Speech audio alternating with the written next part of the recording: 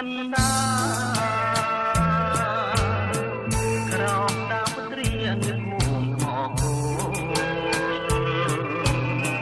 គោក្នុងតយំក្នុងភ្នំកាយមកត្រណោះទៀនយល់ប្រមោដួងចិត្ត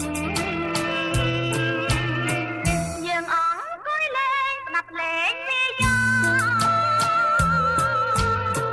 ក្រោមមានទឹកហូរចំណោជីវិតខ្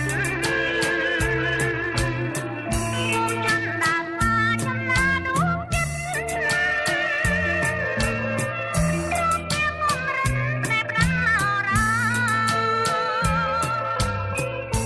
ថ្ងៃនេះយើងស្គាល់ថាសួបិនហើយចាក់ណែបងហើយកុំប្រែចិនដា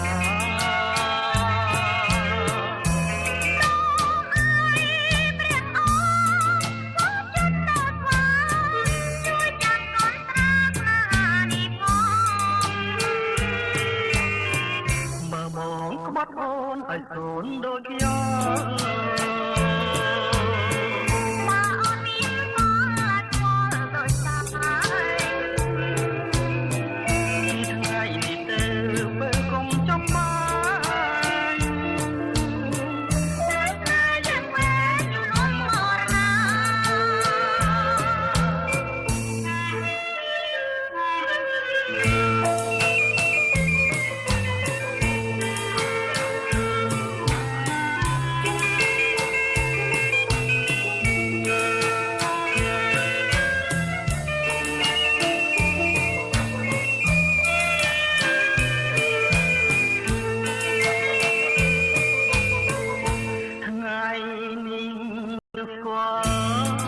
តាមទួមិនហើយ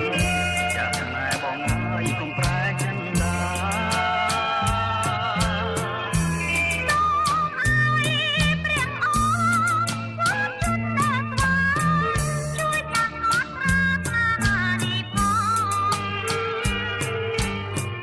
បើបងក្បត់អូនឲ្យសូនដូចខ្ញុំ